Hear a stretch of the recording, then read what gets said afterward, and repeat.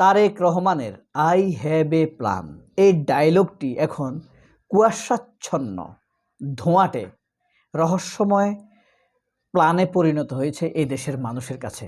কি কুয়াশাচ্ছন্ন লাগে না? দেখেন, সাথে থাকুন, বুঝতে পারবেন।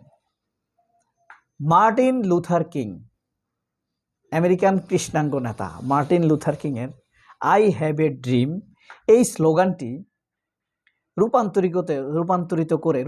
করে অথবা নকল করে তারেক রহমান নিজে একটি স্লোগান তৈরি করেছেন, আই হ্যাভ এ প্ল্যান। আবার আই হ্যাভ এ প্ল্যানের উপরে ভিত্তি করে মানব জমিন পত্রিকা তাকে চিফ হেডিং করেছে যে মা বাংলার লুথার কিং, অর্থাৎ তারেক রহমানকে বাংলার লুথার কিং বলেছেন। এখন কথা হলো, তারেক রহমানের সেই প্ল্যান কি? আমরা একটু একটু করে সেটা জানবো। অনেকের কাছে এটা ফ্যামিলি কার্ড, অনেকের কাছে এটা ফার্মার্স কার্ড, অনেকের কাছে এটা স্টুডেন্ট কার্ড, অনেকের কাছে এটা বিজনেস কার্ড, যে যেইভাবে দেখছে। কিন্তু তারেক রহমানদের পক্ষ থেকে বা বিএনপির পক্ষ থেকে এই ব্যাপারে স্পষ্ট কোনো বার্তা কিন্তু জনগণের জন্য নেই। যাই হোক, আমরা এই ব্যাপারটা নিয়েই আলাপ করব। নির্বাচনের আগে বিএনপির প্রচারণাই ছিল আই হ্যাভ এ প্ল্যান। প্রচারণায় ফ্যামিলি কার্ড, ফার্মার্স কার্ড, খাল খনন, বৃক্ষরোপণ। আচ্ছা, তারেক রহমান ক্ষমতা নিয়েছেন আজ কতদিন? 17, 18, 19, 20, 21, 22, 6 দিন। উনি 50 কোটি গাছ রোপণ করবেন বলছে না? তাইলে এই 6 দিনে কতগুলো গাছ লাগানোর কথা ছিল, সেগুলো কি লাগানো হয়েছে? প্রতিদিন 2,73,00,000 গাছ লাগানোর কথা, 2,73,000 গাছ লাগানোর কথা। এই 6 দিনে কি লাগানো হয়েছে কিনা আপনাদের কাছে আমার প্রশ্ন। যাই হোক, তো এই যে ফ্যামিলি কার্ড, খাল খনন, বৃক্ষরোপণ অগ্রাধিকার পেলেও নতুন করে তারেক রহমান প্রধানমন্ত্রী হওয়ার পর তিনি নতুন করে তার পরিকল্পনা দিয়েছেন, বিডিআর-এর নাম পরিবর্তন করবেন। এই কথাটা শুনে খুব আনন্দিত হবে মানুষ। আমিও আনন্দিত হয়েছি যে আমরা আগের নামে ফিরে যাব। কিন্তু দেখেন, এটার সাথে সাথে আরেকটি কথা বলেছে যে বিডিআর ম্যাসাকারের পুনঃতদন্ত হবে। দ্যাট মিন্স দেশপ্রেমিক সাহসী বীর পুরুষ জেনারেল আলম ও ফজলুর রহমান যে তদন্ত করেছেন সেই তদন্তে ভরসা রাখতে পারছেন না তারেক রহমান। বুঝতে পারছেন? অর্থাৎ তিনি আবার তদন্ত করবেন। এখানেই হলো গলদ। এখানে ভারতের বিরুদ্ধে যে অভিযোগ এসেছে, শেখ ফজলেনুর তাপসের বিরুদ্ধে যে অভিযোগ এসেছে, ফজলুল হক মনি ছেলে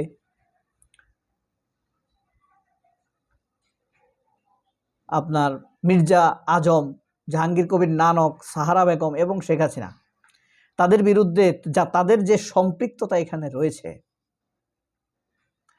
সেগুলোকে বাদ দেওয়ার জন্য আবার একটি পুনঃতদন্ত করবে। এবং এটাই হলো সন্দেহ। তারেক রহমান আমাদেরকে ঘোলাটে অবস্থার মধ্যে ফেলে দিয়েছেন।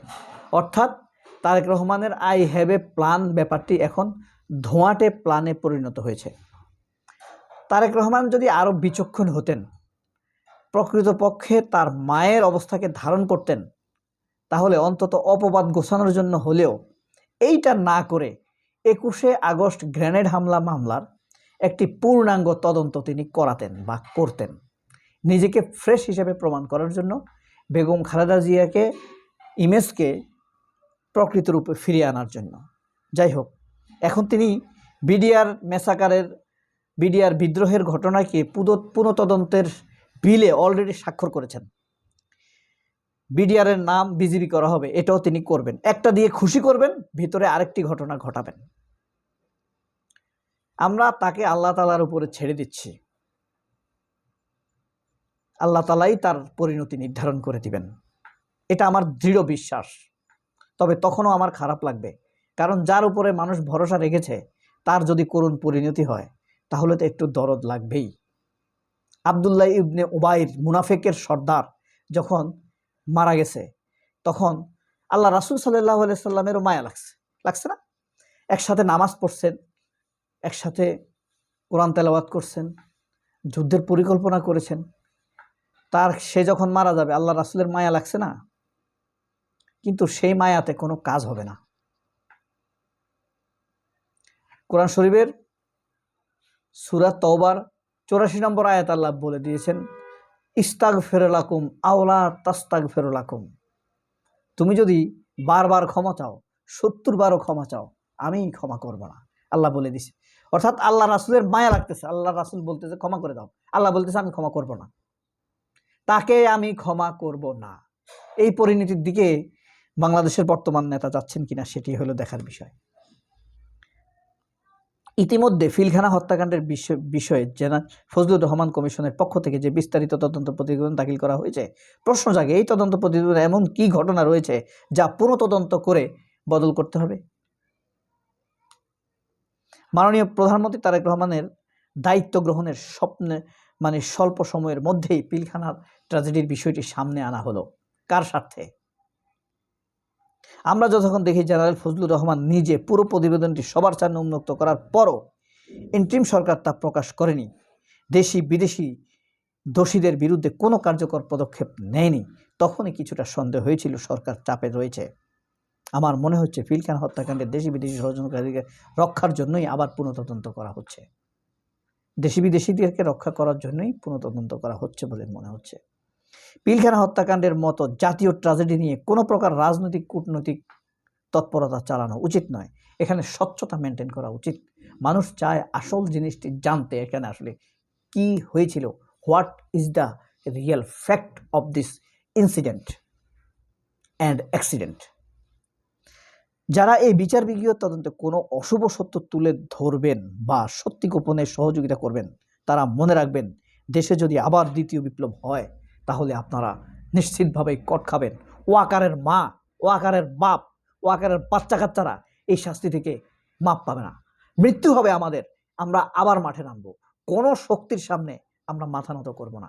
এসব চাল জুগুড়ি, খিচুড়ি খাওয়ানো, যাদিকে অস্পষ্ট বক্তব্য শোনানো আর এদেশের মানুষ মেনে নেবে না। মানুষ এখন অনেক সাহসী, অনেক সাহসী। এই দেশের ছোট ছোট ছেলে মেয়েরা, কামার কুমারেরা হাসিনাকে তাড়িয়ে দিয়েছে, খাবার খাইতে পারে নাই। আল্লাহ এমন পরিণতি দান করেছে। এটা কি এমনি এমনি হয়েছে? আল্লাহ কি এটা এমনিই করেছেন? না, তার রয়েছে অনেক পাপ আর আমাদের রয়েছে অনেক অভিশাপ। সেই ফলস্বরূপই তাকে পালাতে হয়েছে। আল্লাহ অনেক ধৈর্য ধরেছেন, 17 বছর, আরো বেশি বলতে হবে। 17 বছর তো প্রত্যক্ষ, পরোক্ষ ডিস্টার্ব আছে আরো বেশি। এই দেশের কিছুই না। সবাই অনেক ভালো থাকবেন। আল্লাহ হাফেজ। আসসালামু আলাইকুম।